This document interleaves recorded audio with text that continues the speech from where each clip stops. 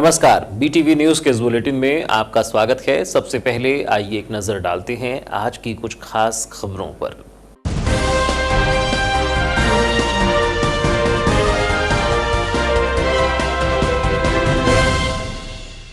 एक और 2 रुपयों के सिक्के लेने से इनकार, ग्राहक और दुकानदारों के बीच होता है विवाद। सिक्के लेने से साफ मना करते हैं दुकानदार, ग्राहकों को थमा दिए जाते हैं सिक्के।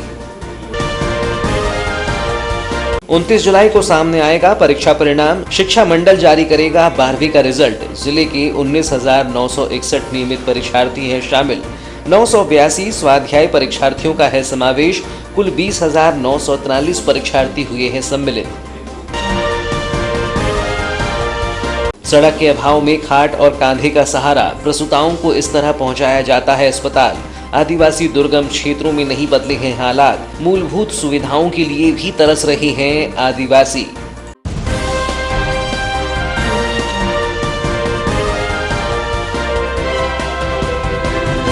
और अब समाचार विस्तार से। समाचार के इस बुलेटिन के साथ मैं हूं महेंद्र अमूले। आजकल बाजार में 1 व 2 रुपये के सिक्कों को लेकर परेशानी बढ़ गई है। दुकानदार यह सिक्के लेने से मना कर रहे हैं और बैंकों में भी 1000 से ज्यादा सिक्के जमा नहीं किए जा रहे हैं। ऐसी स्थिति होने पर ग्राहक दुकानदार के बीच व बैंक कर्मियों से विवाद होने लगता है। दुकानदार स्वयं अपने पास से ग्राहकों को 1 और 2 के सिक्के दे रही हैं, लेकिन ग्राहक लेने से इनकार कर रही हैं। दुकानदार द्वारा 1-2 रुपये के सिक्कों को लेने से मना करने पर आम जनता काफी परेशान हो गई है। भारतीय रिजर्व बैंक ने सिक्कों के चलन को लेकर भ्रम दूर करने के लिए अनेक जानकारियां दी थी, जिसमें बताया गया था कि किसी भी तरह के सिक्के बंद नहीं किए गए हैं और सभी तरह के सिक्के मान्य हैं। हालांकि आरबीआई द्वारा सिक्कों को लेने से इनकार करने वालों की शिकायत के लिए टोल फ्री नंबर भी जारी कर रखा है, जिस पर ग्राहक अपनी शिकायत दर्ज करा सकता है।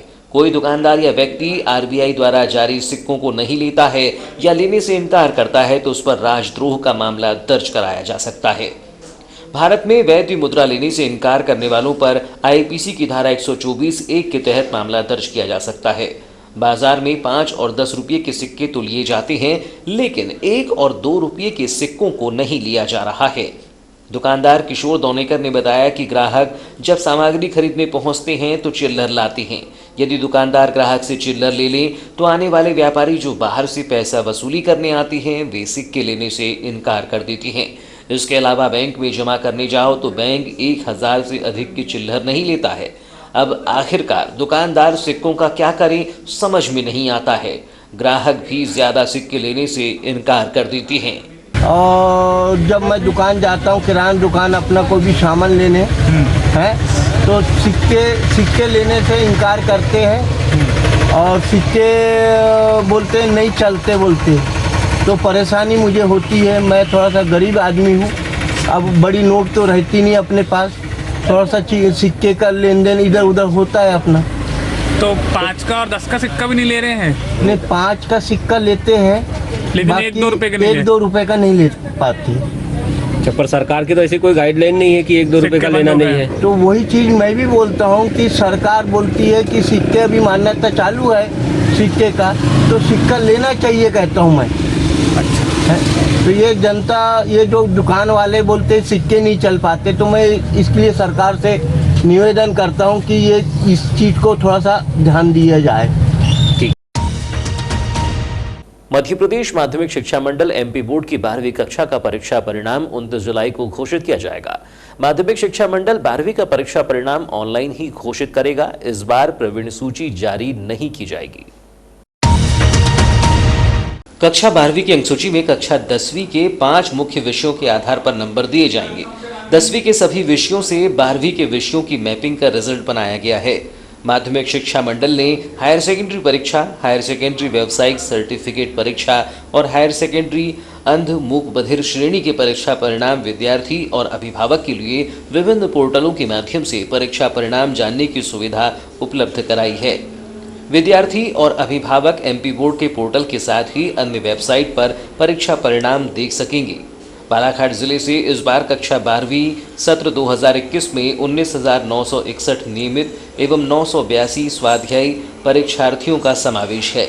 29 जुलाई को सामने आने वाले परीक्षा परिणाम में जिले के 20,943 परीक्षार्थियों के अंक सामने आएंगे। कोरोना संक्रमण काल के दौरान स्वास्थ्य सुविधाओं को लेकर देश भर में नई बहस का जन्म हुआ है, लेकिन यह भी हकीकत है कि सदियों से आदिवासी अंचल में प्राथमिक उपचार के लिए भी तरसना पड़ता है। ताजा उदाहरण दुर्गम आदिवासी क्षेत्र नकटा टोला का है, जहां चारपाई पर प्रसूता महिलाओं को लिटाकर कांधे के सहारे अस्पताल पहुंचाया जाता है। सरकार द्वारा आदिवासी क्षेत्रों में विकास कार्य कराने की बात तो कही जाती है, लेकिन उसका क्रियान्वयन धरातल पर नजर नहीं आता। देश को आजाद हुए 70 वर्ष हो गए, लेकिन आज भी आदिवासी क्षेत्रों में रहने वाले लोग बदहाली का जीवन जी रहे हैं, क्योंकि इन क्षेत्रों में सड़क जैसी मूलभूत सुविधा ही उपलब्ध नहीं है, जिसके कारण प्रसूता महिलाओं को चारपाई पर लेटाकर कंधों के सहारे गांव का रास्ता पार करना पड़ता है। ऐसा ही एक मामला बैहर विकासखंड क्षेत्र अंतर्गत उखवा के समीप स्थित ग्राम पंचायत दलदला के नकटा टोला का सामने आया है, जिसमें एक गर्भवती महिला को डिलीवरी कराने के लिए चारपाई पर लिटाकर कंधे के सहारे गांव का कीचड़नुमा रास्ता पार करवाया गया। बता दें कि यह मामला आदिवासी क्षेत्र के ग्राम दलदला का है, जहां अधिकांश बैगा जनजाति के लोग रहते हैं। यहां अब तक सड़क ही नहीं बनी है, कच्चे रास्ते से लोगों को आना जाना पड़ता है।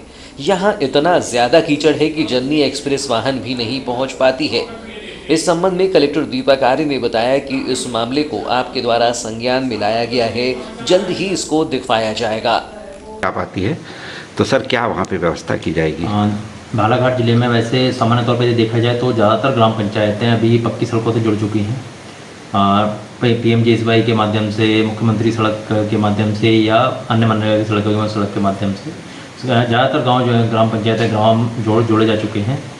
और यदि कुछ ग्राम ऐसे बचे हुए हैं जिनमें कोई समस्या है या सड़क का निर्माण किसी कारण से नहीं हो पाया, जैसे ये गांव, आज मैंने भी पेपर में देखा कि ये इस गांव में ऐसी स्थिति है, तो यथाशीघ्र उसका कारण पता करके कि आज अभी तक रोड क्यों नहीं बन पाया है, क्या वन विभाग की समस्या है या अन्य कोई समस्या यदि नहीं है तो तत्काल रोड वहाँ बनाया जाएगा। आधुनिक युग में सम्मोहन से किसी को वश में कर लेना और फिर ठगी या धोखाधड़ी की वारदात को अंजाम देना, ये यकीन ना करने वाली बात है। जबकि दो युवतियों की चर्चाएं इन दिनों शहर में चल रही हैं, जो कपड़ों की दुकानों को निशाना बनाते हुए ठगी को अंजाम दे रही हैं। ऐसे ही कुछ महिला दुकानदारों को इन युवतियों ने चपत लगाई, जिनके दुकान से साड़ी, सूट की खरीदी कर वे गायब हो गईं, लेकिन उनकी चहलकदमी CCTV फुटेज में कैद हो गई हैं। इन दो नकाबपोश युवतियों से कपड़ा दुकान संचालित करने वाली कुछ महिलाएं परेशान हैं। हालांकि इस ठगी की शिकायत थाने में ना कर उन्हें पकड़ने का प्रयास किया जा रहा है। शहर के वार्ड क्रमांक 32 के रहवासी क्षेत्र में ये वाकया हुआ, जहां महिलाओं से संबंधित साड़ी और सलवार सूट के कपड़ों की दुकान बुटीक में पहुंचकर दो नकाबपोश युवतियों ने हजारों रुपये के कपड़े बुटीक संचालक को भरोसे में लेकर गायब हो गई। अब ये महिलाएं उनकी तलाश कर रही हैं। महिलाओं की शिकायत है कि नकाब में आने वाली दोनों ही युवतियों ने बड़ी ही चालाकी से उन्हें विश्वास पे लेकर कपड़े लेकर गईं और फिर नहीं आई, जबकि उनके द्वारा दिए गए मोबाइल नंबर और एड्रेस भी गलत हैं, जिनका पता ठगी हो जाने के बाद चला।